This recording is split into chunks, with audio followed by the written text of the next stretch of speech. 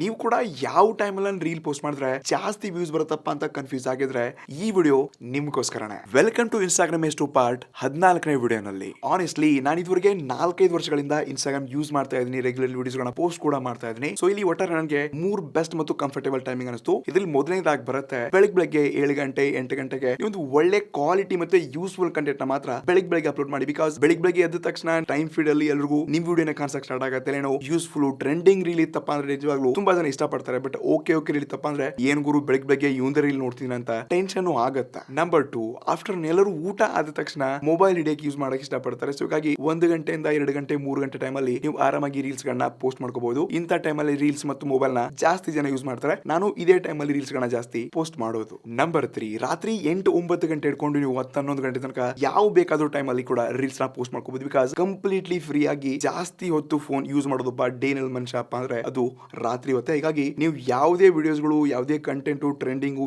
ಏನೇ ಟಾಪಿಕ್ ಇದ್ರು ಅವ್ರ ಕಣ್ ಮುಂದೆ ನಿಮ್ಮ ವಿಡಿಯೋ ಹೋಗತ್ತೆ. ಬಿಕಾಸ್ ಜಾಸ್ತಿ ಫೋನ್ ಯೂಸ್ ಮಾಡ್ತೀರಪ್ಪ ಅಂದ್ರೆ ಜಾಸ್ತಿ ಸ್ವೈಪ್ ಸ್ಕ್ರೀನ್ ಮಾಡ್ತಾನೆ ಇರ್ತಾರೆ, ಅಲ್ಲಿ ನಿಮ್ಮ ವಿಡಿಯೋ ಅವ್ರಿಗೆ ಕಾಣಿಸುತ್ತೆ. ಸೊ ಹಾಗಾದ್ರೆ ನೀವು ಯಾವ ಟೈಮ್ ಅಲ್ಲಿ ಜಾಸ್ತಿ ರೀಲ್ಸ್, ಇನ್ಸ್ಟಾಗ್ರಾಮ್, ಫೋನ್ಸ್ ಎಲ್ಲ ಯೂಸ್ ಮಾಡ್ತೀರಾ ಕಮೆಂಟ್ ಮಾಡಿ. ಮತ್ತೆ ನಿಮ್ಮನ್ನ ನೀವೇ ಕ್ವಶನ್ ಕೇಳ್ಕೊಳ್ಳಿ ಆಯ್ತಾ, ನೀವೇ ಯಾವ ಫೋನ್ ಜಾಸ್ತಿ ಯೂಸ್ ಮಾಡ್ತೀರಾ, ಅದು ಕೂಡ ನಿಮ್ಗೊಂದು ಬೆಸ್ಟ್ ಆಪ್ಷನ್ ಆಗ್ಬೋದು. ಐ ಹೋಪ್ ನಿಮಗೆ ಇವತ್ತಿನ ಬೆಸ್ಟ್ ಟೈಮು, ಟಿಪ್ಸ್, ಟ್ರಿಕ್ಸ್ ಗೊತ್ತಾಗಿರ್ಬೋದು. ಮತ್ತೆ ನಾಳೆ ವಿಡಿಯೋ ಸಿಗೋಣ. ನಮಸ್ಕಾರ.